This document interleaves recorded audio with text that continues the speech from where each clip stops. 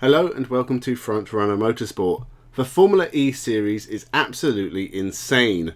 Drivers are jumping up and down the championship standings like a hyper child hopped up on sherbet dibdabs, and it's equally unpredictable. But not only did we have the madness that is Formula E, we also had World Touring Cars, European Le Mans Series, pure ETCR, and Australian Supercars from Townsville. So as we have so much to cover, we better get started, so make sure you subscribe and let's begin.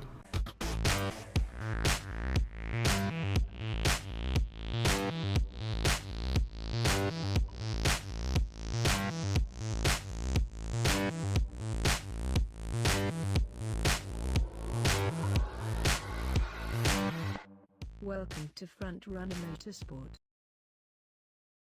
Formula E from Brooklyn. What a stunning scene for a racetrack. That's the great thing about Formula E, you can pretty much set up a track anywhere and it can be exciting. Looking forward to the Chernobyl E-Prix. Needless to say, the grid was topsy-turvy, with many of the front runners near the back of the grid. Pascal Wehrlein continued his run of bad luck by kiboshing Alex Lynn. Porsche still not meeting the high standards we were expecting of them. Mitch Evans retired from the race, also hurting his championship chances, and he was joined by Jake Dennis. The race was being led by Nick Cassidy, who started on pole and led the majority of this race. He is finally starting to meet his potential and drove fantastically, but it looked like he was using too much power. Jean-Eric Vergne went for an opening and the pair made contact. Vergne managed to get past, but Maximilian Günther jumped both of them and De Grassi snuck past Cassidy as well. Vergne is not having a great year and really needed this win. It will hurt to finish second, but it was still much needed points. But I feel for Cassidy because I thought that first win was coming, but he didn't let his championship leading teammate through, which I think is fair. Honestly, the standings are so close, Cassidy could still be champion. Virgin are in a good place after Brooklyn, and I wouldn't be surprised if both drivers were right at the top of the standings at season's end. Günther's win made it 9 winners in 10 races, showing that Formula E is just the most exciting single-seater series to watch, bar none. You just can't guess what will happen, and that was just race 1. Race 2 again had a lot of the front-running drivers down the back. Honestly, I don't need to say that anymore, just presume Formula E has a mixed-up grid. Jean-Eric Vergne started last and broke down at the start, so the man who was now third in the title chase was out right at the start. René Rast was out pretty shortly after. He took a knock to the rear and was too damaged to continue. A shame, as Audi seem to have found some form recently. Eduardo Mortara had a terrible weekend after his Magic Mexico moment, and he was spun round after tangling with Jake Dennis. He scored no points in Brooklyn. De Grassi and Baremi tangled, no points in the second race for either of them, but it looked like Jaguar had this race in the bag. Bird leading from Evans, but Mitch Evans ran into trouble on the last couple of laps and dropped out of the points, leaving Sam Bird to take his second race win of the year, and the championship lead, which is amazing because he was like 8th in the standings before the start of the second race. Nick Cassidy got second and moved to 5th in the championship, just 11 points off the top, which is amazing because he's only scored points in 5 races and has not won a race yet. Da Costa moved up to second and Freund's still around, so Virgin are in a good place leading for constructors. But what about Mercedes? I thought they'd dominate in 2021.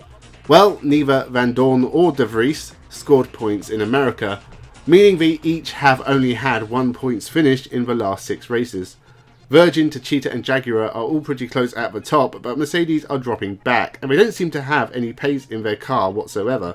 They qualify low down the grid, don't really make any meaningful progress in the race.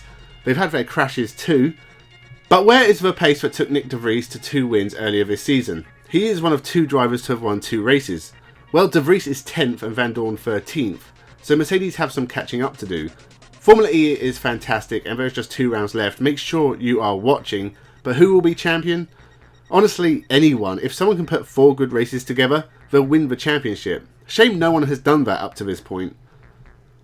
There wasn't much to say about Supercars coming in from Townsville. Jamie Whincup led the majority of both races, but the star of 2021, Shane van Gisbergen, stole both wins. He now has 10 wins in the Supercars and looks pretty good for the championship at this point. Zach Goddard had a date with the wall, which he duly kept, as did Scott Pye, but these were the only incidents in both races. There wasn't a lot of overtaking and we are going back to Townsville this weekend. Yay! We had World Touring Cars from Aragon, no, not that one, Motorland Aragon, the racetrack that sounds like a second-hand car dealership. We give you a good price. It's a dull track, I really don't like it, and these were 2 dull races with very little overtaking. Our boy Gabriele Tarquini took his first Hyundai Elantra win, holding off Ascona in the Cupra and Tom Coronel, who was having a really good start to the season. The Cyan and Hondas looked a little off the pace, but Audi seemed to have really kicked on. Race 2, Santiago Urrutia got a puncture. Rob Huff was climbing through the field, so he was the one to watch as the Cupra looked quick, and Huff was a man on a mission, starting 22nd and managing to get into the top 10 by the halfway point, climbing to 9th by the finish. Norbert Mikulits had a vibration that dropped him down the field. Vernet then started to struggle, so it looked like Hyundai might not be too kind on their tyres. Audi was still flying. Tom Coronel then retired, which is a shame because he looked really on it this weekend. That brought out the safety car, which really hurt Mikulits' race, and it ended with a puncture. There was contact between Ivan Muller and Rob Huff. Brilliant save from Huff, and he parked the car in the centre to block Muller.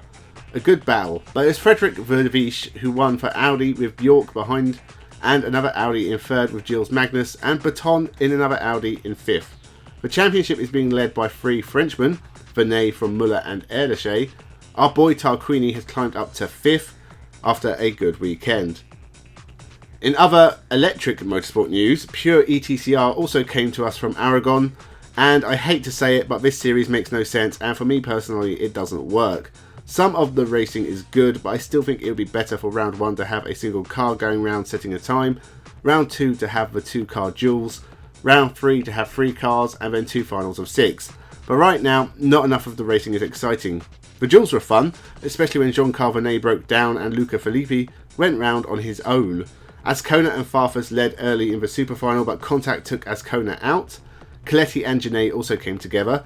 Farfus won Final A, Matthias Ekstrom won Final B and the whole event, and now leads the championship. If he wins, it's another accolade to add to his already impressive resume. Finally, let's take a quick look at the European Le Mans Series, a win for the Panis team in LMP2. Julian Cannell, Will Stevens and James Allen won in Monza, and that brings them into title contention, but the pack is still being led by the WRT team of Kubica, Yiffy and Delatraz, who look consistent at least. But the leading G-Drive car of Colapinto, Rusinov and Mikhail Jensen, who has been linked with a hyperclass WEC drive with Peugeot in 2022, but that team is just behind the leaders. So that was all the action from the weekend just gone.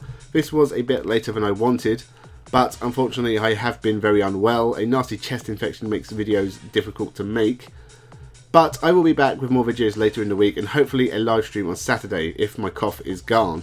Remember to subscribe to the channel, we are heading very quickly for 500, and I'd love to keep you around. Leave a comment, like and share the video. Tell me who you think will win the Formula E Championship. Honestly, at this point it could be anyone. Joel Eriksson could still win the championship. Thank you for watching, any video actually, and have a good one.